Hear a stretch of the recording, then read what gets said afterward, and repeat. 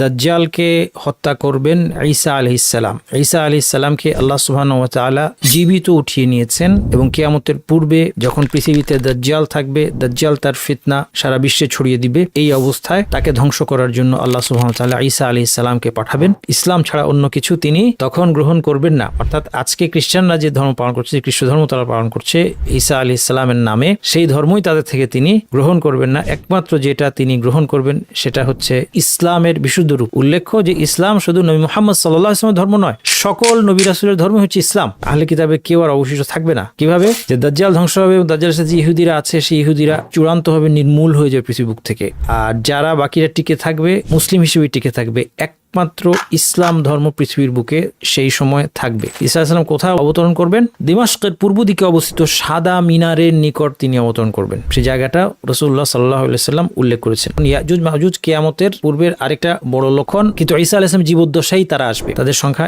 এতটাই বেশি হবে যে তাদের 999 জন জাহান্নামে গেলে তাদের বিপরীতে একজন জান্নাতে যাবে। এতে প্রমাণিত হয় যে তারা মানুষ, এলা আল্লাহর অবাধ্য, অবিশ্বাসী এবং দুষ্কৃতিকারী জাতি। যুলকারনাইন দুই পাহাড়ের মাঝে একটি লোহার প্রাচীর নির্মাণ করে তাদেরকে আটকে দিয়েছেন। কিয়ামতের নিকটবর্তী সময়ে আল্লাহর ইচ্ছায় এরা এই প্রাচীর ভেঙে বের হয়ে আসতে সক্ষম হবে। তারা পৃথিবীতে ব্যাপক বিপর্যয় সৃষ্টি করবে। অবশ্যই ঈসা আলাইহিস সালাম আল্লাহর নিকট দোয়া করবেন, ফলে ইয়াজুজ মাজুজ ঘাড়ে এক ধরনের কীটের সংক্রমণ মারা যাবে। এটা এমন সময় যখন একটা ডালিম একদল মানুষের জন্য যথেষ্ট হবে এবং এর খোসার ছায়ায় তারা আশ্রয় নিতে পারবে। বুঝতে পারছেন, বিশাল ডালিম। এবং পশুর দুধে বরকত দেওয়া হবে। দুগ্ধবতী একটা উটের দুধ বহু মানুষের জন্য যথেষ্ট হবে, এবং একটা গাভীর দুধ পুরো একটি গোত্রের জন্য যথেষ্ট হবে, এবং একটা ছাগল, ছাগি বা ভেড়ির দুধ একটা বড় পরিবারের জন্য যথেষ্ট হবে। এই সময়টা হবে হচ্ছে পৃথিবীর বুকে পার্থিব সুখ শান্তি এবং দ্বীনের পূর্ণতা, অর্থাৎ একমাত্র ইসলাম থাকবে, আর কোনো ধর্ম থাকবে না, কোনো হারাহানি, মারামারি, শত্রুতা কোনো কিছু থাকবে না। সূর্য পশ্চিম দিক থেকে উঠবে, এটা কিয়ামতের অন্যতম বড় লক্ষণ। সূর্য পশ্চিমে উদিত হয়ে গেলে তওবার সুযোগটা শেষ হয়ে যাবে। এরপর পৃথিবীর যে জন্তু বের হবে এর কথা আল কোরআনে এসেছে, ওয়া ইযা ওয়াকা আল কাউলু আলাইহিম আখরাজনা লাহুম দাব্বাতাম মিনাল আরদি তুকাল্লিমুহুম আন্না নাসা কানু বিআয়াতিনা লা ইউকিনুন। আলহামদুলিল্লাহি রাব্বিল আলামিন ওয়া সাল্লাল্লাহু ওয়া সাল্লামা আলা নবিয়িনা মুহাম্মাদিন ওয়া আলা আলিহি ওয়া সাহবিহি আজমাইন।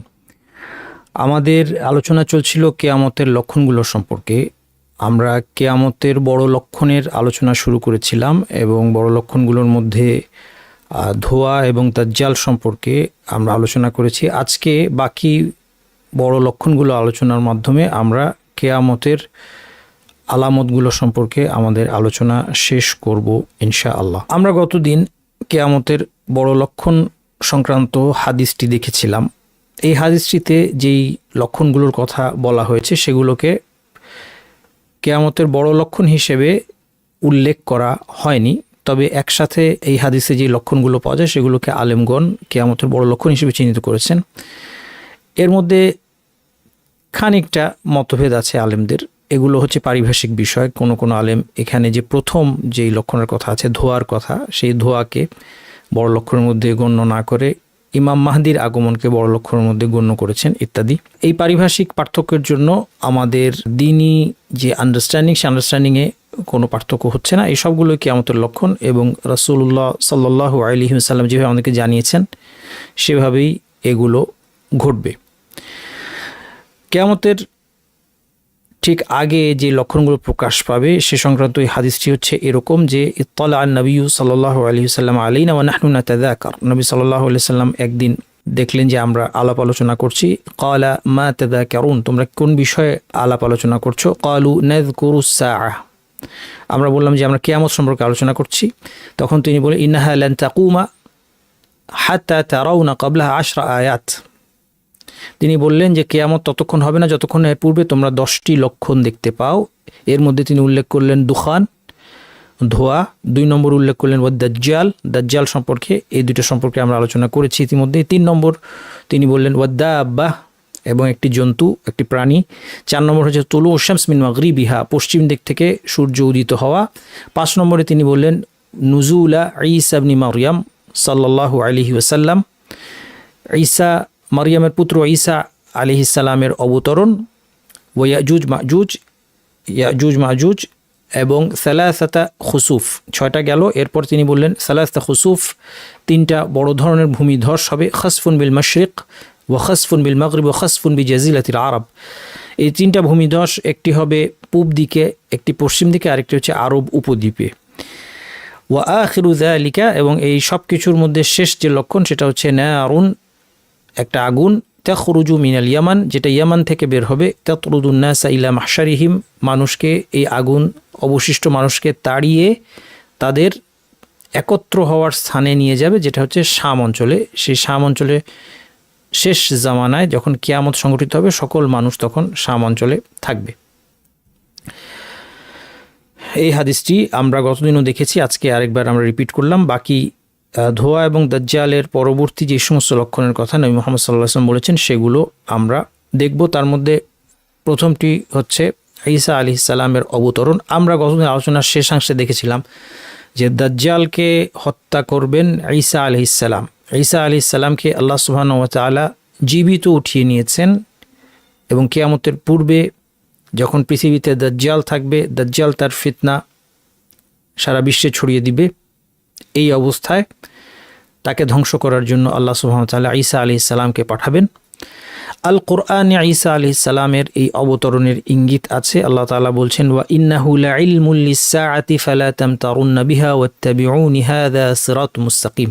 নিশ্চয়ই ঈসার আগমন হবে কিয়ামতের এক সুনিশ্চিত লক্ষণ, কাজেই তোমরা কিয়ামত সম্পর্কে সন্দেহ পোষণ করো না এবং আমার আদেশ নিষেধের অনুসরণ করো, এটি সরল পথ।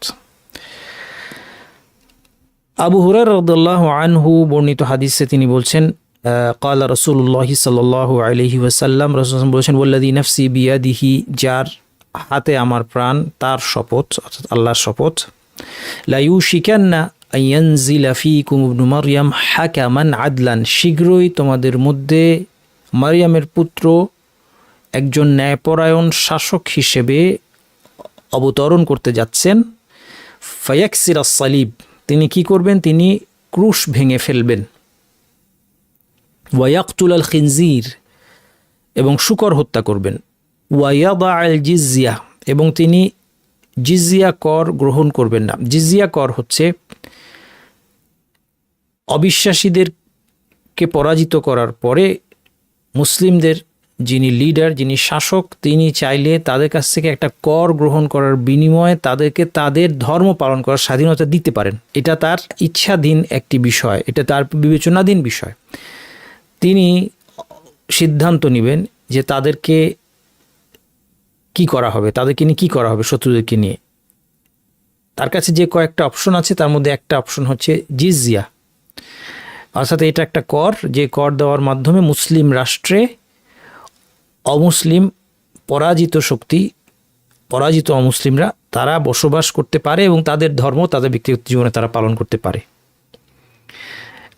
আর এই যে কর তারা দিচ্ছে, এই করের বিনিময়ে রাষ্ট্র তাদেরকে নিরাপত্তা দিবে, এই হচ্ছে জিজিয়া করের বিধান। কিন্তু ঈসা আলাইহিস সালাম যখন সিদ্ধান্ত তার কাছে যাবে, তিনি সিদ্ধান্ত নেবেন তিনি জিজিয়া গ্রহণ করবেন না, বরং সকলকে ইসলাম গ্রহণ করা সকলের জন্য বাধ্যতামূলক হবে, সকলকে ইসলাম গ্রহণ করতে হবে। ইসলাম ছাড়া অন্য কিছু তিনি তখন গ্রহণ করবেন না। অর্থাৎ আজকে খ্রিস্টানরা যে ধর্ম পালন করছে, যে খ্রিস্ট ধর্ম তারা পালন করছে ঈসা আলাইহিস সালামের নামে, সেই ধর্মই তাদের থেকে তিনি গ্রহণ করবেন না। একমাত্র যেটা তিনি গ্রহণ করবেন সেটা হচ্ছেন ইসলামের বিশুদ্ধ রূপ। এই ইসলাম, উল্লেখ্য যে ইসলাম শুধু নবী মুহাম্মদ সাল্লাল্লাহু আলাইহি ওয়াসাল্লামের ধর্ম নয়, সকল নবী রাসূলের ধর্ম হচ্ছে ইসলাম। এই ইসলাম ছাড়া আর কোনো কিছু আল্লাহ গ্রহণ করেন না। এই ইসলাম ছাড়া অন্য কোনো ধর্ম কোনো নবী রাসূলের প্রতি প্রেরণ করা হয় নাই। অন্যান্য যে সমস্ত ধর্ম আমরা দেখতে পাই, সেটা হচ্ছে হয় সেটা সম্পূর্ণরূপে মানুষের বানোয়াট, অথবা নবীদের কাছে যে ওয়াহী এসেছিল তার সেটা সেই ওয়াহীর বাণীটা বিকৃত হয়ে যাওয়ার পরে এটা ডিস্টর্টেড একটা বিকৃত রূপ তারা পালন করছে এবং নবীদের প্রতি এটাকে তারা নিসবত করছে, নবীদের প্রতি এটাকে তারা লিঙ্ক করছে নবীদের সাথে, যে এটা ঈসা আলাইহিস সালামের ধর্ম, কিন্তু এটা আসলে ঈসা আলাইহিস সালামের ধর্ম নয়। কাজে তিনি নিজেও এই ধর্মকে, বর্তমান যে খ্রিস্ট ধর্ম পালিত হচ্ছে, এই ধর্মকে তিনি গ্রহণ করবেন না, বরং একমাত্র ইসলাম ছাড়া কোনো কিছু তিনি গ্রহণ করবেন না। এমনকি জিজিয়া কর দিয়েও কেউ ব্যক্তিগত জীবনে সে খ্রিস্টান থাকার কোনো সুযোগ তিনি কাউকে দিবেন না। ওয়াফিউল মাল, এবং তারপর আরেকটা জিনিস ঘটবে তার সময়, যেটা হচ্ছে সম্পদের আধিক্য দেখা দেবে। হাত্তা লা ইয়াকবালাহু আহাদ, কেউ এটা গ্রহণ করবে না, এত সম্পদ থাকবে যে কেউ গ্রহণ করবে না। হাত্তা তাকুনা সাজদাতুল ওয়াহিদাতু খায়রুম মিনাদ দুনিয়া ওয়া মা ফিহা, এমনকি একটা সিজদা এমন একটা অবস্থা হবে তখন আর্থিক ইবাদতের আর সুযোগ থাকবে না, একটা সিজদাই তখন দুনিয়া এবং এর মধ্যবর্তী যা কিছু আছে তার চেয়ে উত্তম হবে। সুম্মা ইয়াকুলু আবু হুরায়রা, এরপর আবু হুরায়রা রাদিয়াল্লাহু আনহু বলছেন, ওয়াকরাউ ইন শি'তুম, তোমরা যদি চাও তাহলে এই আয়াতটা পড়ো। ওয়া ইম মিন আহলিল কিতাবি ইল্লা লা ইউমিনান্না বিহি ক্বাবলা মাউতিহি ওয়া ইয়াউমাল কিয়ামাতি ইয়াকুনু আলাইহিম শাহীদা। সূরা নিসার 159 নম্বর আয়াতটা তিনি পড়তে বললেন আবু হুরায়রা রাদিয়াল্লাহু আনহু, কারণ এখানে বলা আছে যে আহলে কিতাব এমন কেউ অবশ্যই থাকবে না যে ঈসা আলাইহিস সালামের মৃত্যুর পূর্বে তার প্রতি ঈমান না আনবে। অর্থাৎ ঈসা আলাইহিস সালামের মৃত্যু এখনো হয় নাই, তিনি যখন আসবেন তখন সবাই তার প্রতি ঈমান এনে ইসলাম গ্রহণ করবে। আহলে কিতাবদের যারা থাকবে তারা হয় তার প্রতি ঈমান এনে ইসলাম গ্রহণ করবে তার মৃত্যুর পূর্বেই, অথবা যারা তার প্রতি ঈমান আনবে না তারা ধ্বংস হয়ে যাবে। সুতরাং আহলে কিতাবে কেউ আর অবশিষ্ট থাকবে না। কিভাবে? কারণ ইহুদিরা ধ্বংস হয়ে যাবে দাজ্জালের সাথে। আমরা এটা ইতিপূর্বে আগের ক্লাসগুলোতে আমরা দেখেছি যে দাজ্জাল ধ্বংস হবে এবং দাজ্জালের সাথে যে ইহুদিরা আছে সেই ইহুদিরা চূড়ান্তভাবে নির্মূল হয়ে যাবে পৃথিবীর বুক থেকে। আর যারা বাকিরা টিকে থাকবে মুসলিম হিসেবে টিকে থাকবে, একমাত্র ইসলাম ধর্ম পৃথিবীর বুকে সেই সময় থাকবে। এরপর এই সংক্রান্ত ঈসা আলাইহিস সালামের আগমন সংক্রান্ত এবং কিয়ামতের পূর্ব লক্ষণ সম্পর্কে দীর্ঘ হাদিস আছে। মুসলিমের 2937 নম্বর হাদিস। এই হাদিসটা অনেক লম্বা। এই হাদিসের বিভিন্ন অংশ আমরা বিভিন্ন জায়গায় দাজ্জালের আলোচনা অথবা ঈসা আলাইহিস সালামের আলোচনায় বিভিন্ন জায়গায় আমরা এটা দেখব। নওয়াস ইবনে সামআন রাদিয়াল্লাহু আনহু হাদিস, নবী সাল্লাল্লাহু আলাইহি ওয়াসাল্লাম বলেছেন ফায়ানজিলু ইনদাল মানারাতিল বাইদা আশ-শারকিয়্যা দিমাশক। ঈসা আলাইহিস সালাম কোথায় অবতরণ করবেন? দিমাশকের পূর্ব দিকে অবস্থিত সাদা মিনারের নিকট তিনি অবতরণ করবেন। সেই জায়গাটা রাসূলুল্লাহ সাল্লাল্লাহু আলাইহি ওয়াসাল্লাম উল্লেখ করেছেন। ইবনু কাসির রহমতুল্লাহ বলেন, তিনি 741 হিজরির কথা বলছেন। ইবনু কাসির রহমতুল্লাহ আলাইহি একজন মুফাসসির এবং মুহাদ্দিস, অনেক বড় আলেম। আপনারা সবাই এক নামে ছিলেন, তাফসীরের জন্য তিনি বিখ্যাত। তিনি 741 হিজরিতে বলছেন যে আমাদের যুগে একটি নতুন মিনার পুনর্নির্মাণ করা হয়েছে সাদা পাথর দ্বারা এবং নির্মিত হচ্ছে খ্রিস্টানদের অর্থে, যারা পূর্বে মিনারটি পুড়িয়ে দিয়েছিল, যা সেই স্থানে অবস্থিত। সম্ভবত এটি নবুয়তের অন্যতম স্পষ্ট নিদর্শন, যেহেতু আল্লাহ তাআলা এই সাদা মিনারটি নির্মাণ ব্যবস্থা করেছেন খ্রিস্টানদেরই অর্থে, যাতে মারিয়ামের পুত্র ঈসা আলাইহিস সালাম ওই মিনারে অবতীর্ণ হয়ে শুকর হত্যা করেন, ক্রুশ ভেঙে ফেলেন এবং তাদের কাছ থেকে জিজিয়া গ্রহণ না করেন। তাহলে সেই সময় ইবনু কাসির বলছেন যে এই মিনারটা পুনর্নির্মিত হয়েছে এবং খ্রিস্টানদেরই অর্থে এটা পুনর্নির্মিত হয়েছে, যেখানে ঈসা আলাইহিস সালাম অবতরণ করবেন এবং ঈসা আলাইহিস সালাম খ্রিস্টানদের ধর্মকে বৈধতা দিবেন না। তিনি স্পষ্ট করে দিবেন যে খ্রিস্টানরা যে ধর্ম পালন করছে সেটার সাথে ঈসা আলাইহিস সালামের কোনো সম্পর্ক নাই, বরং ঈসা আলাইহিস সালাম অন্যান্য সকল নবী রাসূলের মতো নবী মুহাম্মদ সাল্লাল্লাহু আলাইহি ওয়াসাল্লামের অনুসারী হিসেবে এক ইসলাম ধর্মের অনুসারী তিনি আগেও ছিলেন এবং অবতরণের পরেও তিনি একমাত্র ইসলাম ধর্মের অনুসরণ করবেন। পৃথিবীর অন্যান্য কাফেরদের আর যারা ইসলাম গ্রহণ করবে না তিনি তাদের হত্যা করবেন। পৃথিবীর অন্যান্য কাফেরদের ব্যাপারেও তার হুকুম একই রূপ হবে, কেননা সেদিন পৃথিবীতে শাসন কেবল তারই হবে। এটা ইবনু কাসির রাহমাতুল্লাহর বক্তব্য। ঈসা আলাইহিস সালামের প্রথম কাজ হবে দাজ্জালকে হত্যা করা। ঈসা আলাইহিস সালাম যখন আসবেন, আসার পরে যে প্রথম কাজটা করবেন সেটা হচ্ছে তিনি দাজ্জালকে হত্যা করবেন। ওই একই হাদিসটা একটু আগে যে হাদিস মুসলিমের 2937 নম্বর হাদিসের বাকি অন্য অংশে থেকে উল্লেখ করছি। এখানে নওয়াস ইবনে সামআনের হাদিস রাদিয়াল্লাহু আনহু, তিনি বলছেন নবী সাল্লাল্লাহু আলাইহি ওয়াসাল্লাম বলেন বাইনামা হুয়া কাযালিক, দাজ্জালের কথা বলছেন, দাজ্জাল যখন এসব অপকর্ম করে বেড়াচ্ছে, ইয বা'আথ আল্লাহুল মাসীহ ইবনে মারইয়াম, আল্লাহ মারইয়ামের পুত্র মাসীহকে অবতীর্ণ করবেন। ফায়ানজিলু ইনদাল মানারাতিল বাইদা আশ-শারকিয়্যা দিমাশকের পূর্ব দিকে অবস্থিত সাদা মিনারের নিকট তিনি অবতীর্ণ হবেন। বাইনা মাহরুদাতাইনি, দুইটা হালকা হলুদ বর্ণের পোশাক। মাহরুদা বলতে এটা এক ধরনের পোশাককে বোঝানো হয়েছে যার হলুদ রঙে, যেটাকে ডাই করা হয়েছে, হালকা হলুদ রঙের পোশাক। ওয়াদিআন কাফাইহি আলা আজনিহাতি মালাকাইনি, দুইজন ফেরেশতার ডানায় তার হাত রেখে তিনি অবতীর্ণ হবেন। ইদা তাতা রাসাহু কাতার, তিনি যখন মাথা নিচু করবেন মনে হবে যে তার মাথা থেকে পানি ঝরে পড়ছে। ওয়া ইদা রাফাহু তাহাদ্দারা মিনহু জুমানুন কাল্লুলু, এবং যখন তিনি মাথা উঁচু করবেন তখন তার চুল বেয়ে মনে হবে যে মুক্তার দানার মতো কোনো তরল কিছু নেমে আসছে। ফালা ইয়াহিলু, এটা তার সৌন্দর্যের একটা বিবরণ। ফালা ইয়াহিলু কাফিরিন ইয়াজিদু রিহা নাফাসিহি ইল্লা মাত, কোনো কাফিরের জন্য তার নিঃশ্বাসের সুগন্ধ পাওয়া বৈধ নয়, বরং তার নিঃশ্বাসের গন্ধ পাওয়া মাত্র যে কোনো কাফের মৃত্যুবরণ করবে। ওয়া নাফাসু ইয়ানতাহি হাইসু ইয়ানতাহি তারাফুহু, তার নিঃশ্বাস, তার দৃষ্টি যতটুকু যায় ততটুকু তার নিঃশ্বাস পৌঁছে যাবে। ফায়াতলুবুহু, এখন সে দাজ্জালকে তিনি চেস করবেন। হাত্তা ইউদরিকাহু বিবাবি লুদ্দিন ফায়াকতুলু, শেষ পর্যন্ত লুদ নামক দরজার কাছে গিয়ে তাকে তিনি পাবেন এবং তাকে হত্যা করবেন। সুম্মা ইয়াতি ঈসা ইবনে মারইয়াম কওমান কাদ আসামাহুমুল্লাহু মিনহু, দাজ্জালকে হত্যা করার পর এমন একদল লোকের কাছে তিনি আসবেন যাদেরকে আল্লাহ দাজ্জাল ফিতনা থেকে রক্ষা করেছেন। ফায়ামসাহু আন ওয়ুজুহিহিম, তিনি তাদের চেহারা মাসেহ করে দিবেন। ওয়ায়ুহাদ্দিসুহুম বিদারাজাতিহিম ফিল জান্নাহ, এবং তাদেরকে জান্নাতে তাদের উচ্চ স্তর সম্পর্কে ঈসা আলাইহিস সালাম জানাবেন। হাদিসের অনুবাদ আপনারা নোটেও পেয়ে যাবেন, এখানে চাইলে আপনারা কেউ স্ক্রিনশট রাখতে পারেন। আমি যেহেতু বলেই দিয়েছি, আমি আর বাংলাটা আপনাদের সামনে বেশিক্ষণ রাখবো না। এরপর আরেক বর্ণনা এসেছে বাইনামা, এই বর্ণনা একটু বাড়তি এসেছে, সেটা আমি প্রাসঙ্গিক জায়গাটা বলছি। ফাইদা রাআহু আদুউল্লাহি যাবা কামা ইয়াযুবুল মিলহু ফিল মা। এই বর্ণনায় বলা হচ্ছে যে দাজ্জাল যখন ঈসা আলাইহিস সালামকে দেখবে, তাকে আদুউল্লাহ, আল্লাহর শত্রু বলা হচ্ছে, আল্লাহর শত্রু দাজ্জাল যখন ঈসা আলাইহিস সালামকে দেখবে তখন সে গলতে শুরু করবে, যেভাবে লবণ পানিতে গলে যায় সেভাবে সে গলতে শুরু করবে। ফালাউ তারাকাহু, যদি ঈসা আলাইহিস সালাম তাকে ছেড়ে দিতেন, লান যাবা হাত্তা ইয়াহলিক, সে পুরোপুরি গলে ধ্বংস হয়ে যেত, মারা যেত। ওয়ালাকিন ইয়াকতুলুহু আল্লাহু বিয়াদিহি, কিন্তু আল্লাহ চাইবেন যে যে ঈসা আলাইহিস সালামের হাতে তাকে হত্যা যেন করা হয়। ফায়ুরিহিম দামাহু ফি হারবাতিহি, ফলে তিনি তার হাতে যে বর্ষা বা যেটাই থাকবে ধারালো অস্ত্র, সেই অস্ত্রের মধ্যে দাজ্জালের রক্ত মানুষকে দেখাবেন। এর দ্বারা এই কথা স্পষ্টত প্রমাণ হবে যে দাজ্জাল একটা রক্তমাংসের মানুষ ছিল, কিন্তু সে মানুষ যা মানব জাতির জন্য ছিল একটা ফিতনা, এবং সেই ফিতনার অবসান এইভাবেই ঈসা আলাইহিস সালামের অস্ত্রের দ্বারা হবে, এবং তার রক্ত তিনি মানুষকে দেখাবেন।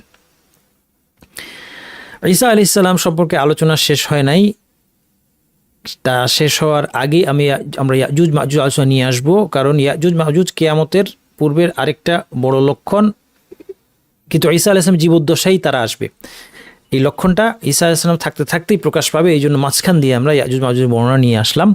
আবু সাঈদ খুদরী রাদিয়াল্লাহু আনহু তিনি বলছেন, ক্বালা রাসূল সাল্লাল্লাহু আলাইহি ওয়াসাল্লাম, রাসূল সাল্লাল্লাহু আলাইহি ওয়াসাল্লাম বলেছেন, ইয়াকুল হু আযজা ওয়া জাল্লা ইয়াউমুল কিয়ামা, আল্লাহ তাআলা কিয়ামতের দিন বলবেন, ইয়া আদম, কিয়ামতের দিন আল্লাহ তাআলা বলবেন, হে আদম।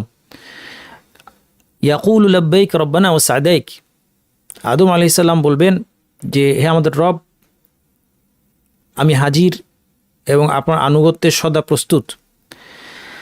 ফায়ুনাদা বিসাউতিন, এখন একটা আওয়াজের মাধ্যমে ঘোষণা দেওয়া হবে, ইন্নাল্লাহা ইয়া'মুরুকা আন তুখরিজা মিন যুররিয়াতিকা বা'সান ইলান নার, আল্লাহ আপনাকে আদেশ দিচ্ছেন, আপনি আপনার সন্তানদের মধ্য থেকে জাহান্নামের জন্য একটি দলকে প্রেরণ করবেন। ক্বালা ইয়া রাব্বি ওয়া মা বা'সুন নার, আদম আলাইহিস সালাম জিজ্ঞেস করবেন যে জাহান্নামের এই দলটা কি হবে, কারা হবে? ক্বালা মিন কুল্লি আলফিন তিসআমিআতিন ওয়া তিসআতান ওয়া তিসঈন, প্রত্যেক হাজারের মধ্যে 999 জনকে তুমি জাহান্নামে পাঠিয়ে দাও। ফাহিনা ইদিন তাদাউল হামিলু হামলাহা, এই ঘোষণা শোনার সময় গর্ভবতী তার গর্ভকে নিক্ষেপ করবে। ওয়াশিবুল ওয়ালিদ, ছোট শিশুর চুল পেকে যাবে। ওয়া তারান নাসা সুকারা ওয়া মা হুম বিসুকারা ওয়ালাকিন্না আযাবাল্লাহি শাদীদ, মানুষকে আপনি মাতাল দেখবেন, কিন্তু আসলে তারা মাতাল নয়, কিন্তু আল্লাহর শাস্তি অত্যন্ত কঠিন। সূরা আল হজ্জের আয়াত। এই আয়াতের ব্যাখ্যায় দুটা ব্যাখ্যা আছে, কেউ কেউ বলেছেন বাস্তবে কি এরকমই ঘটবে, কেউ কেউ বলেছেন না, এটা রূপক অর্থ, অর্থাৎ গর্ভবতী তার গর্ভ নিক্ষেপ করা অথবা ছোট শিশুর চুল পেকে যাওয়া, এগুলো রূপক অর্থে পরিস্থিতির কাঠিন্য বোঝানোর জন্য এসেছে। এই হাদিস যখন সাহাবীরা শুনলেন, ফাশাক্কা যালিকা আলান নাস হাত্তা তাগায়্যারাত ওয়ুজুহুহুম, তাদের কাছে এটা খুব কঠিন লাগলো এবং তাদের চেহারা পরিবর্তন হয়ে গেল, যে প্রতি হাজারে যদি 999 জন মানব জাতির 999 জন যদি প্রতি হাজারে তারা জাহান্নামে চলে যায়, তাহলে আর কয়জন জান্নাতে যেতে পারবে? এই দুশ্চিন্তায় তাদের চেহারা পরিবর্তন হয়ে গেল। ফাকাল নবী সাল্লাল্লাহু আলাইহি ওয়াসাল্লাম, নবী সাল্লাল্লাহু আলাইহি ওয়াসাল্লাম তাদেরকে সান্ত্বনা দিয়ে বললেন, মিন ইয়াজুজ মাজুজ তিসআমিআতিন ওয়া তিসআতান ওয়া তিসঈন ওয়া মিনকুম ওয়াহিদ, ইয়াজুজ মাজুজের 999 জনের বিপরীতে তোমাদের একজন জান্নাতে যাবে। এ থেকে আমরা এখানে বুঝতে পারি যে ইয়াজুজ মাজুজের সংখ্যা অনেক বেশি, তারা হয় এখনই তাদের সংখ্যা অনেক বেশি, অথবা ভবিষ্যতে যখন তারা বের হবে তাদের সংখ্যা অনেক বেশি হবে। মোট কথা তাদের সংখ্যা এতটাই বেশি হবে যে তাদের 999 জন জাহান্নামে গেলে তাদের বিপরীতে একজন জান্নাতে যাবে।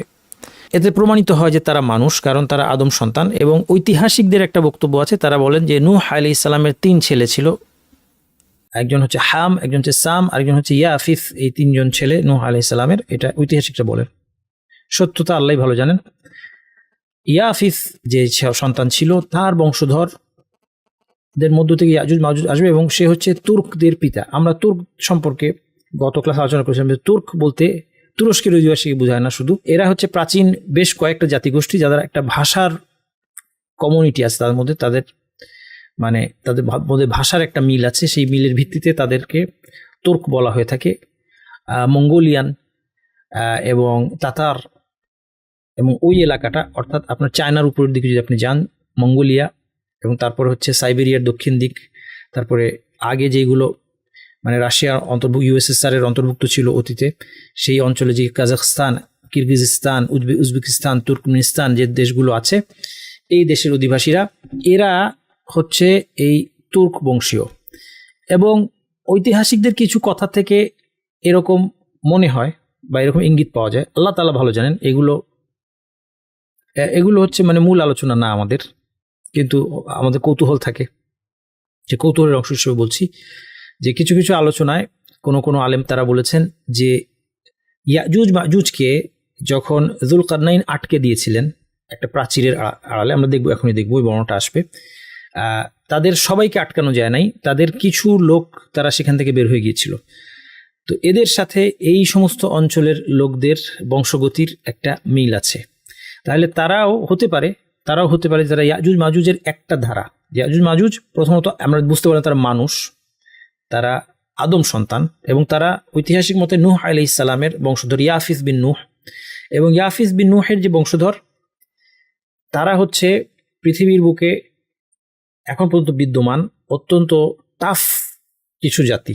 এরা কিন্তু খুবই টাফ এই জাতিগুলো, মঙ্গলরা, তাতাররা, এবং এই সমস্ত অঞ্চলে তাদের যদি আপনি লাইফস্টাইল দেখেন আপনার দেখবেন যে তারা, এবং এই অঞ্চলগুলো কাজাখস্তান, তারপর কিরগিজস্তান, এইসব জায়গার লোকেরা, এবং সাইবেরিয়ার যেসব লোকদের কথা বলা হচ্ছে সেখানকার, এরা এক ধরনের বেদুইন, এরা বরফ অঞ্চলে এরা কিন্তু বেদুইনের জীবনযাপন করে এবং অত্যন্ত টাফ লাইফ তারা লিড করে, এবং তারা অত্যন্ত শক্তিশালী জাতি। তো যাই হোক, এটা অসম্ভব নয়, এটা ঐতিহাসিকরা ইঙ্গিত করেছেন, আলেমরা ইঙ্গিত করেছেন ইয়াজুজ মাজুজের বংশধারা থেকে তারা এসেছে, কিন্তু মূল ইয়াজুজ মাজুজের যেই গ্রুপটা তারা ওই প্রাচীরের আড়ালে আটকে আছে, এবং আল্লাহ যখন ইচ্ছা করবেন তখন তারা বের হয়ে আসবে। এ সংক্রান্ত কোরআনের আয়াত আমরা যদি দেখি, কোরআন আয়াতের অনুবাদটা আমি সামনে রেখে আপনাকে আরবি থেকে বলছি। সুম্মা আসবা আসা বাবা, যুলকারনাইনের ঘটনা বর্ণনা হয়েছে সূরা আল কাহফে। আপনারা সূরা আল কাহফ অনেকেই প্রতি জুমায় পড়ে থাকেন। তো সেখানে যুলকারনাইন একজন ন্যায়পরায়ণ শাসক ছিলেন, এবং তিনি অনেকটা অঞ্চল ভ্রমণ করেছিলেন। তিনি পশ্চিমে গিয়েছিলেন, পূবে গিয়েছিলেন, এবং তারপর মাঝামাঝি কোনো একটা জায়গায় তিনি দুইটা পাহাড়ের মাঝখানে একদল লোক পেয়েছিলেন। সেই কথাটা বলা হচ্ছে যে যুলকারনাইন একটা পথ ধরে অগ্রসর হলেন, হাত্তা ইযা বালাগা বাইনা সাদ্দাইনি ওয়াজাদা মিন দুনিহিমা কওমান লা ইয়াকাদুনা ইয়াফকাহুনা কাওলা।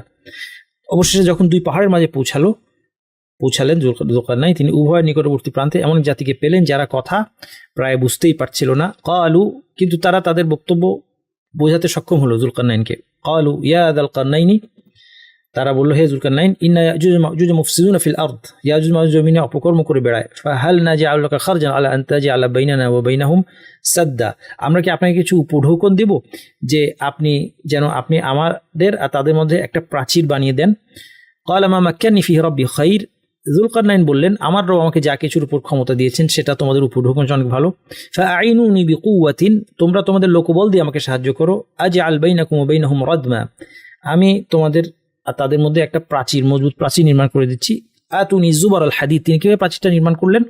তিনি বললেন যে লোহার বড় বড় খণ্ড নিয়ে আসো। হাত্তা ইযা সাওয়া বাইনা সাদাফাইনি ক্বালা আনফুখু, দুই পাহাড়ের মাঝখানে এই লোহার খণ্ডগুলো জমা করা হলো, এবং এটা উঠতে উঠতে পাহাড়ের উচ্চতায় যখন সমান হলো তখন তিনি বললেন উনফুখু, এখানে আগুন উস্কে দেওয়ার জন্য বাতাস দাও। হাত্তা ইযা জাআলাহু নারান, পুরাটা অগ্নিকুণ্ড হয়ে গেল যখন, তিনি বললেন আতুনি উফরিগা আলাইহি কিতরা, তোমরা আমার কাছে গলিত তামা নিয়ে আসো, আমি এটা সেখানে ঢেলে দিচ্ছি। সেই লোহার মধ্যে, উত্তপ্ত লোহার মধ্যে তিনি গলিত তরল তামা তিনি সেখানে ঢেলে দিলেন।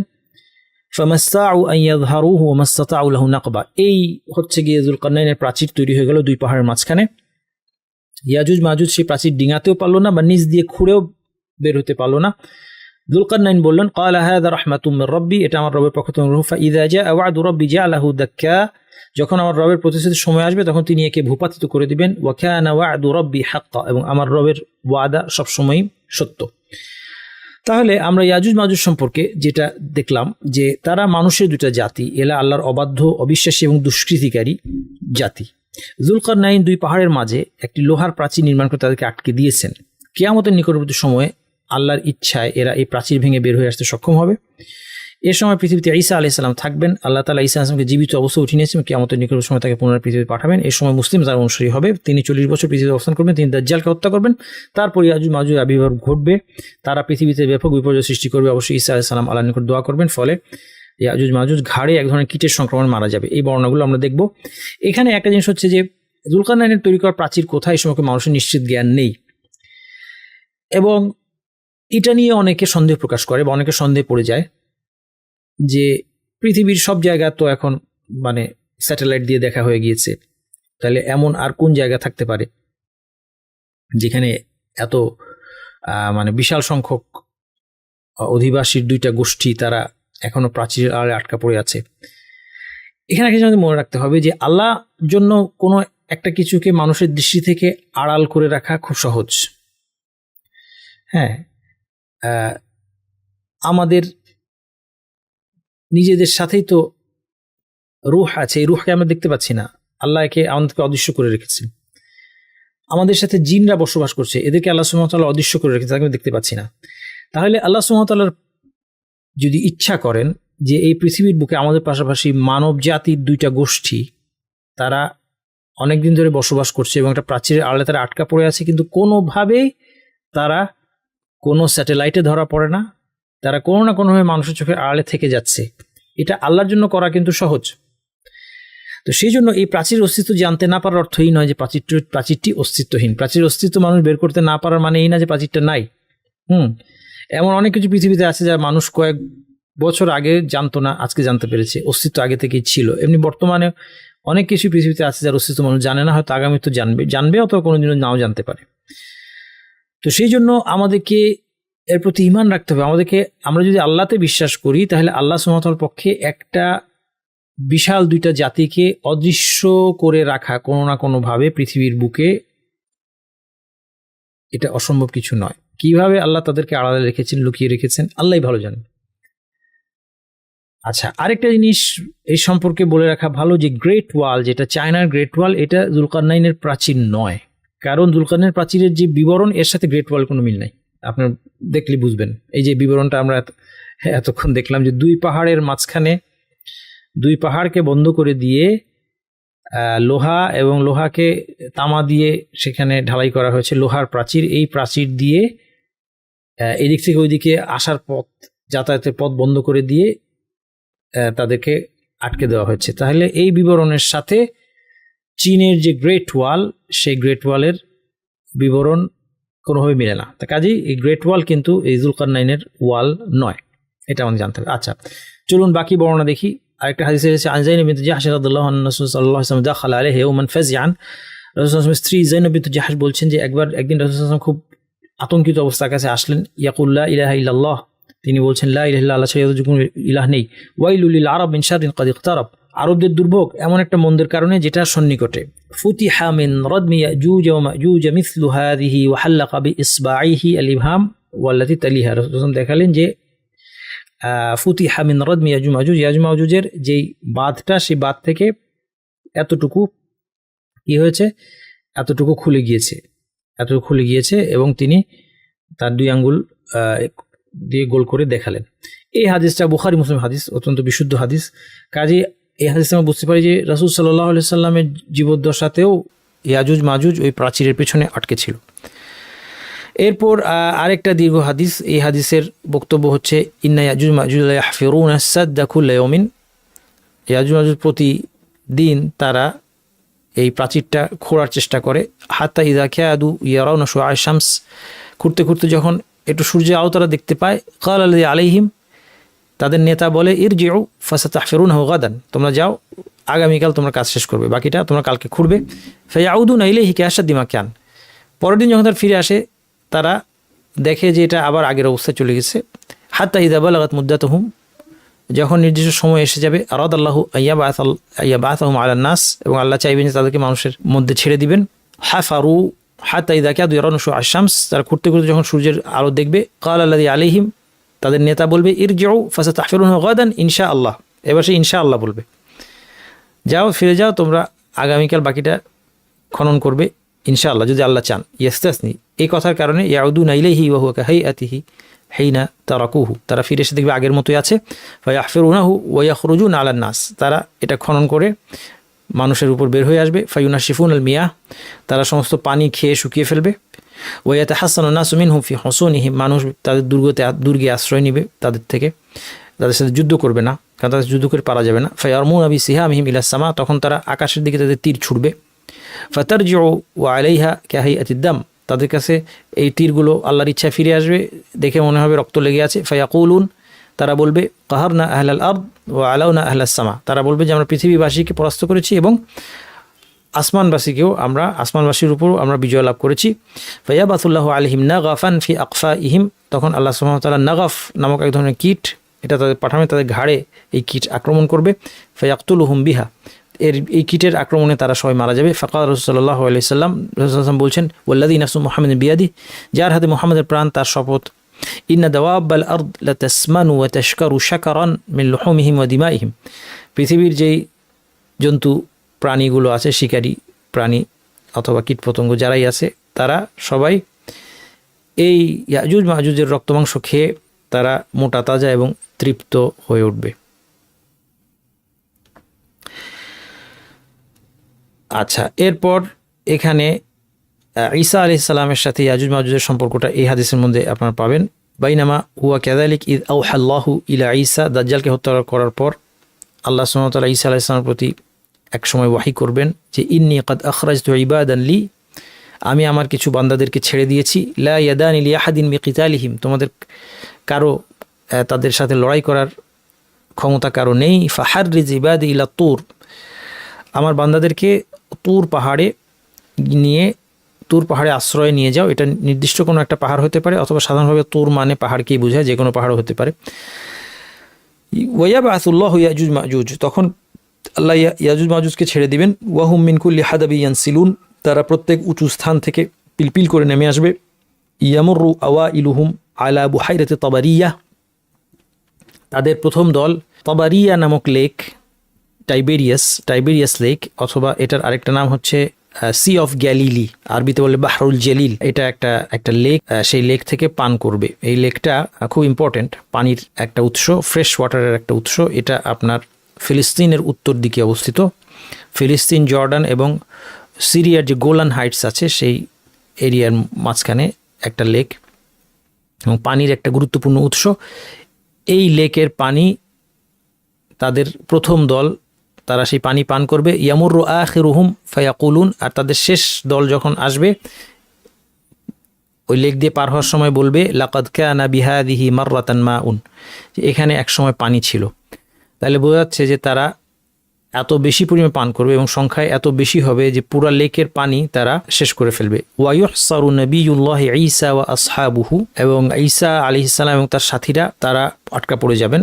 হাত্তা ইয়াকুনা রাসু সাউরি লি আহাদিহিম খায়রান মিন মিআতি দিনার লি আহাদিকুমুল ইয়াউম, এমনকি একটা ষাঁড়ের মাথা, একটা গরুর মাথা, সহজ কথায় এটা তোমাদের আজকে 100 দিনারের যে মূল্য তার চেয়ে একটা গরুর মাথার দাম বেশি হবে। ফায়ারগাবু নবিয়ুল্লাহি ঈসা ওয়া আসহাবুহু, এখন আটকা থাকতে থাকতে ঈসা আলাইহিস সালাম এবং তার সাহাবী আল্লাহর কাছে দোয়া করবেন। ফায়ুরসিলুল্লাহু আলাইহিম আন-নাগাফ ফি রিকাবিহিম, আল্লাহ এই নাগাফ নামক যে কীট সেটাকে পাঠাবেন, সেটা তাদের গলা ঘাড়ে আক্রমণ করবে। ফায়ুসবিহুনা ফাগসা কামাউতি নাফসিন ওয়াহিদা, তারা সবাই একটা প্রাণ মারা যাওয়ার মতো একসাথে সবাই মারা যাবে। সুম্মা ইয়াহবিতু নবিয়ুল্লাহি ঈসা ওয়া আসহাবুহু ইলাল আরদ, এখন ঈসা এবং তার সঙ্গী সাথীরা বের হয়ে আসবেন। ফালা ইয়াজিদুনা ফিল আরদি মাউদিআ শিবরিন ইল্লা মালাহু যাহামুহুম ওয়া নাতনুহুম, তাদের লাশ দুর্গন্ধে সারা পৃথিবীর প্রতিটা বিঘত প্রত্যেকটা জায়গা পূর্ণ হয়ে আছে। ফায়ারগাবু নবিয়ুল্লাহ ঈসা ওয়া আসহাবুহু ইলাল্লাহ, এবার আবার তারা আল্লাহর কাছে দোয়া করবেন। ফায়ুরসিলুল্লাহু তায়রান কাআনাকিল বুখতি, আল্লাহ এক ধরনের পাখি পাঠাবেন, তাদের গলাগুলা উটের গলার মতো হবে। ফাতাহমিলুহুম ফাতাতরাহুম হাইথু শা আল্লাহ, এই পাখিগুলা, এই অদ্ভুত পাখিগুলা এই লাশগুলাকে তুলে নিয়ে আল্লাহ যেখানে চাইবেন সেখানে নিয়ে ফেলে আসবে।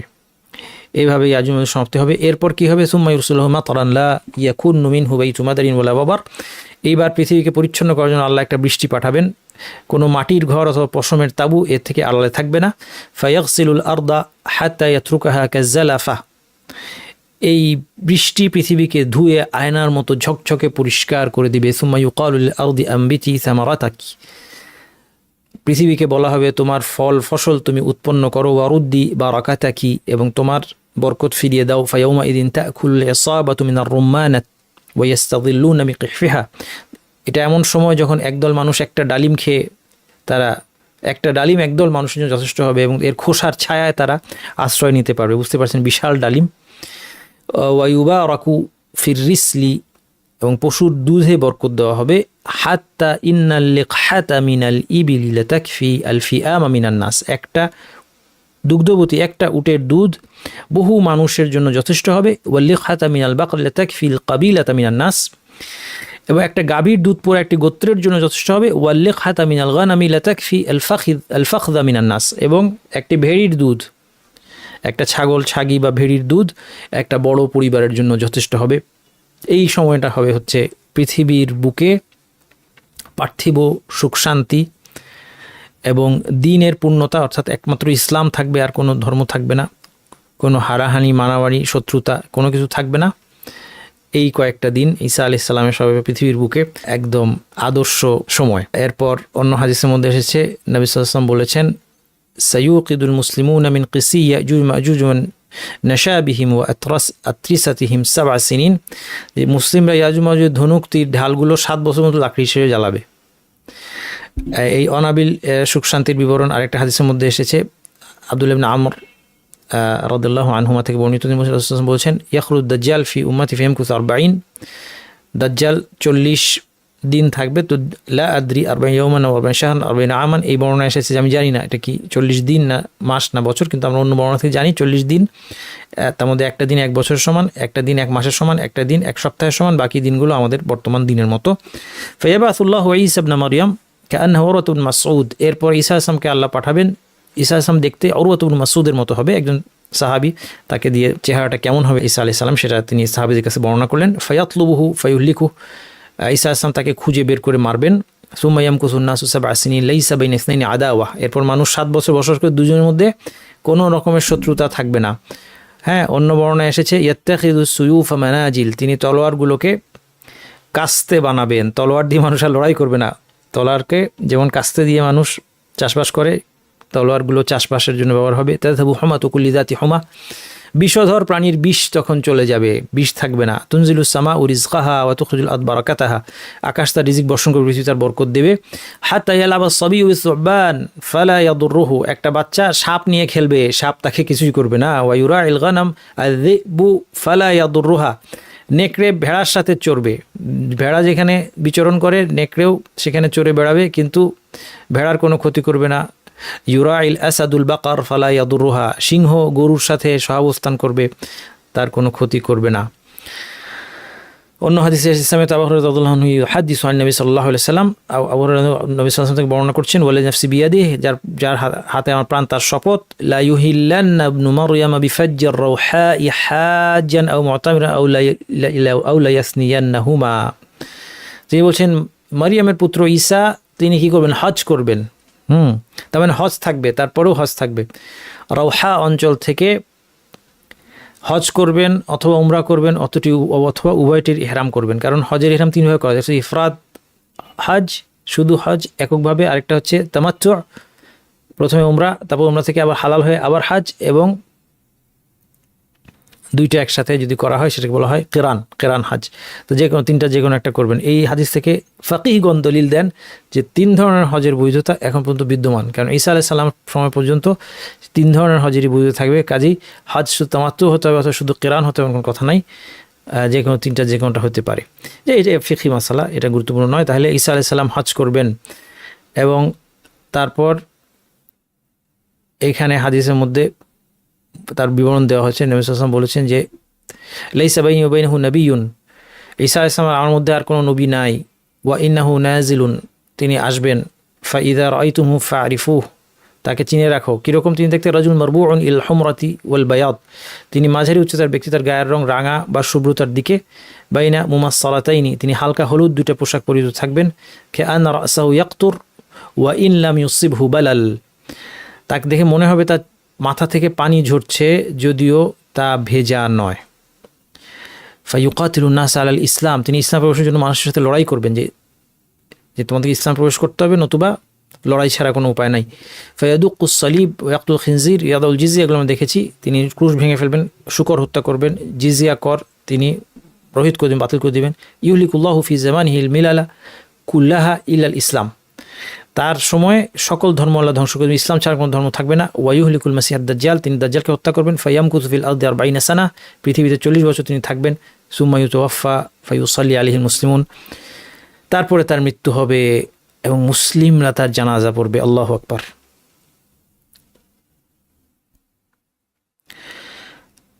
আচ্ছা, এই হাদিসটা আমরা ইতিমধ্যে দেখেছি। এরপর তাহলে এই হচ্ছে ঈসা আলাইহিস সালামের আলামত সম্পর্কে আমরা জানলাম, ইয়াজুজ মাজুজ সম্পর্কে জানলাম। তাহলে আমাদের 4টা শেষ। 5, 6 এবং 7 নম্বর আলামত হচ্ছে 3টি ভূমিধস, যে 3টি ভূমিধসের কথা এই হাদিসের মধ্যে এসেছে আমরা দেখেছি। একটা হবে পূর্বাঞ্চলে, একটা পশ্চিমে, আরেকটা হবে জাজিরাতুল আরবে। ভূমিধস এটা খুব অস্বাভাবিক মাত্রার হবে, বোঝাই যাচ্ছে, যেহেতু এটা কিয়ামতের বড় লক্ষণ হিসেবে উল্লেখ করা হয়েছে। এরপরে 8 নম্বর হচ্ছে পশ্চিম দিক থেকে সূর্যোদয়, সূর্য পশ্চিম দিক থেকে উঠবে, এটা কিয়ামতের অন্যতম বড় লক্ষণ। আন আবি হুরায়রা রাদিয়াল্লাহু আনহু قال قال রাসূলুল্লাহ সাল্লাল্লাহু আলাইহি ওয়াসাল্লাম, আবু হুরায়রা বর্ণিত, রাসূল সাল্লাল্লাহু আলাইহি ওয়াসাল্লাম বলেছেন, লা তাকুমু সাআতু হাত্তা তাতলু আশ-শামসু মিন মাগরিবিহা, ততক্ষণ পর্যন্ত কিয়ামত হবে না যতক্ষণ না সূর্য পশ্চিম দিক থেকে ওঠে। ফাইদা তালাআত ওয়া রাআহা নাসু আমানু আজমাউন, যখন মানুষ দেখবে যে পশ্চিম দিক থেকে সূর্য উঠছে তখন তারা সবাই ঈমান আনবে। ওয়াযালিকা হিনা লা ইয়ানফাউ নাফসান ঈমানুহা, এটা ওই সময় যখন ঈমান তার কোনো কাজে আসবে না। সূর্য পশ্চিম থেকে উঠতে দেখে যখন মানুষ ঈমান আনবে, কুফর ত্যাগ করে ইসলামে ফিরে আসবে, এটা তার আর কোনো কাজ আসবে না, তার কাছ থেকে এটা অ্যাকসেপ্ট করা হবে না। সুম্মা ক্বারা আল আয়া, তারপর তিনি একটা আয়াত তেলাওয়াত করলেন। সেই আয়াতটা কি? এই আয়াতটা সূরা আল আনআমের 158 নম্বর আয়াত। হাল ইয়ানজুরুনা ইলা আন তা'তিয়াহুল মালাইকা, তারা কি এরই অপেক্ষা আছে তাদের কাছে মৃত্যুর ফেরেশতা আসবে? আও ইয়াতিয়া রাব্বুক, অথবা আপনার রব কিয়ামতের দিবসে বিচারের জন্য উপস্থিত হবে। আও ইয়াতিয়া বা'দু আয়াতি রাব্বিক, অথবা আপনার রবের নিদর্শনগুলোর কোনোটি প্রকাশ পাবে। ইয়াউমা ইয়াতি বা'দু আয়াতি রাব্বিকা লা ইয়ানফাউ নাফসান ঈমানুহা লাম তাকুন আমানাত মিন ক্বাবলু আও কাসাবাত ফি ঈমানিহা খায়রা, যেদিন আপনার রবের কোনো আয়াত প্রকাশ পাবে সেদিন কারো ঈমান তার কোনো কাজে আসবে না, যে আগেই ঈমান আনে নাই, অথবা ঈমানের দ্বারা আগেই কোনো কল্যাণ অর্জন করে নাই, নেক আমল করে নাই, ঈমান এনে আগে থেকেই, সেই সময় ঈমান তার কোনো কাজে আসবে না। কুল ইনতাযিরু ইন্না মুনতাযিরুন, তোমরা অপেক্ষা করতে থাকো, আমরা অপেক্ষা থাকলাম। কাজে বোঝাচ্ছে যে এই আয়াতে যে আল্লাহর কিছু আয়াত, এই আয়াতের মধ্যে মানে কোরআনের এই আয়াতে আল্লাহর যে কিছু লক্ষণের কথা বলা হচ্ছে, বাদু আয়াতে রব্বিক, আপনার রবের আলামতগুলো, নিদর্শনগুলোর কোনো নিদর্শন প্রকাশ পাওয়া বলতে এখানে বোঝানো হচ্ছে সূর্য পশ্চিম দিক থেকে ওঠা। তাহলে সূর্য পশ্চিম দিক থেকে ওঠার ইঙ্গিত এই আয়াতের মধ্যে আছে, যেটা নবী মুহাম্মদ সাল্লাল্লাহু আলাইহি ওয়াসাল্লাম হাদিস থেকে এটা আমরা পরিষ্কার জানতে পারলাম। ইবনু জারির জন্য বলছেন যে এটাই গ্রহণযোগ্য মত, যে এখানে এই আয়াতে যেই নিদর্শনের কথা বলা হচ্ছে সেটা হচ্ছে সূর্যের পশ্চিম দিক থেকে উদিত হওয়া। আব্দুল্লাহ আমর ইবনুল আস রাদিয়াল্লাহু আনহু থেকে বর্ণিত যে হাফিজ তুমি রাসূল সাল্লাল্লাহু আলাইহি ওয়াসাল্লাম হাদিসান লাম আনসাহু আবাদা লাম আনসাহু বাদ, আমি রাসূল সাল্লাল্লাহু আলাইহি ওয়াসাল্লাম থেকে একটা হাদিস মুখস্থ করেছি, এটা আমি ভুলি নাই। সামিত রাসূল সাল্লাল্লাহু আলাইহি ওয়াসাল্লাম ইয়াকুল, তাকে আমি বলতে শুনেছি, ইন্না আউওয়ালাল আয়াতি খুরুজান তুলুউশ শামস মিন মাগরিবিহা, এটা হচ্ছে প্রথম যে নিদর্শন দেখা যাবে সেটা হচ্ছে পশ্চিম দিক থেকে সূর্য উঠবে। ওয়া খুরুজুদ্দাব্বাতি আলান নাসি দুহান, এবং সকালবেলা একটা প্রাণী বের হয়ে আসবে। আইয়ুহুমা মা কানাত ক্বাবলা সাহিবাতিহা ফাল উখরা আলা ইসরিহা করিবান, দুইটার যেটাই আগে হবে, আগে হোক না কেন পরেরটা ঠিক তার পরপর দেখা দিবে। এই দুইটা আয়াতের কথা, এই দুইটা নিদর্শনের কথা বললেন। ইবনু হাজার বলছেন যে বিভিন্ন বর্ণনা একত্র করলে সবচেয়ে গ্রহণযোগ্য মত হলো দাজ্জালের আবির্ভাবই হবে সেই প্রথম মহানিদর্শন, যা পৃথিবীব্যাপী সাধারণ অবস্থার পরিবর্তন সূচনা করবে, এবং তার শেষ হবে মরিয়মের পুত্র ঈসা আলাইহিস সালামের মৃত্যুর মাধ্যমে। আর সূর্যের পশ্চিম দিক থেকে উদয় হওয়া হবে আসমানি জগতের সাধারণ অবস্থার পরিবর্তন, প্রথম মহানিদর্শন, যা শেষ হবে কিয়ামত সংঘটনের মাধ্যমে। সম্ভবত দাবাতুল আরদ, পৃথিবীর জন্তু, এর আবির্ভাব সেই একই দিনে হবে যেদিন সূর্য পশ্চিম দিক থেকে উদিত হবে। তাহলে এই হাদিসে যেটা বলা হচ্ছে যে প্রথম নিদর্শন হচ্ছে সূর্য পশ্চিম থেকে উদিত হওয়া। এখানে সমস্যা হচ্ছে যে প্রথম নিদর্শন কেন বলা হচ্ছে, কারণ সূর্য পশ্চিম দিকে উদিত হওয়ার আগে তো অন্যান্য নিদর্শনগুলো চলে গিয়েছে, দাজ্জাল, ঈসা আলাইহিস সালাম, এগুলো তো আগেই হবে, বোঝা যাচ্ছে। তো সেই জন্য ইবনে হাজার বললেন যে প্রথম বলতে এখানে বোঝানো হচ্ছে আসলে যে এটা হচ্ছে আসমানি জগতের প্রথম পরিবর্তনের আভাস। এর আগে যখন দাজ্জাল আসলো, এই প্রত্যেকটা অস্বাভাবিক ঘটনা, ঈসা আলাইহিস সালাম আসলেন, ইয়াজুজ মাজুজ বের হলো, এই সবগুলো কি এই পৃথিবী জমিনে যে সিস্টেম, জমিনের যে স্বাভাবিক সিস্টেম, সেই স্বাভাবিক সিস্টেম উলটপালট হয়ে যাওয়া শুরু হবে দাজ্জালকে দিয়ে। আর আসমানি জগতে সব কিছু ওলটপালট হওয়ার সূচনা হবে কি দিয়ে? যেটা কিয়ামতের সময় হবে। কিয়ামতের বিবরণগুলোতে আমরা দেখেছি যে গ্রহ নক্ষত্রের কী অবস্থা হবে, তারকারাজি কী অবস্থা হবে। তো সেগুলো শুরু কি দিয়ে হবে? সেগুলো শুরু হবে প্রথম যে এই যে আপনার আসমানি জগতের যে সিস্টেম, নিয়মকানুন, এই সব কিছু ভেঙে পড়তে যাচ্ছে, পরিবর্তিত হতে যাচ্ছে। এর প্রথম নিদর্শন হচ্ছে সূর্য পশ্চিম দিকে উদিত হওয়া। এই অর্থে এটাকে প্রথম নিদর্শন বলা হয়েছে। এটা ইবনু হাজার রহমতুল্লাহ আলাইহি এটা ব্যাখ্যা করেছেন। কেউ কেউ বলেছেন যে এটা প্রথম নিদর্শন এই অর্থে যে কিয়ামত যে এসে গিয়েছে, এর প্রথম সাইন হচ্ছে সূর্য পশ্চিম দিকে উদিত হওয়া। আর এর আগে যেগুলো গিয়েছে এটা হচ্ছে কিয়ামত কাছাকাছি, এর নিদর্শন। বুঝতে পারছেন? একটা হচ্ছে কিয়ামত কাছাকাছি চলে এসেছে, এটা নিদর্শন। আরেকটা হচ্ছে যে কিয়ামত উপস্থিত, এর প্রথম নিদর্শন হচ্ছে সূর্য পশ্চিম দিকে উদিত হওয়া। সূর্য পশ্চিম দিকে উদিত হলে তওবার দরজা বন্ধ হয়ে যাবে। আবু হুরায়রা রাদিয়াল্লাহু আনহু রাসূলুল্লাহ সাল্লাল্লাহু আলাইহি ওয়াসাল্লাম বলেছেন, ইন্নাল্লাহা ইয়াবসুতু ইয়াদাহু বিল-লাইলি লিয়াযুবা মুসিউন নাহার। আল্লাহ তাআলা রাত্রিতে তার হাত প্রশস্ত করেন যেন দিনের গুনাহগার তওবা করে নেয়। আল্লাহ কত মহান। ওয়া ইয়াবসুতু ইয়াদাহু বিন-নাহারি লিয়াতুবা মুসিউল লাইল। দিনের বেলা তার হাতকে প্রশস্ত করেন যেন রাতের গুনাহগার তওবা করে নেয়। হাত্তা তাতলু আশ-শামসু মিন মাগরিবিহা। এটা চলতে থাকবে। এটা আমাদের জন্য বিরাট সুযোগ। আমরা সবাই যেন এখনই তওবা করি। আল্লাহ হাত বাড়িয়ে রেখেছেন।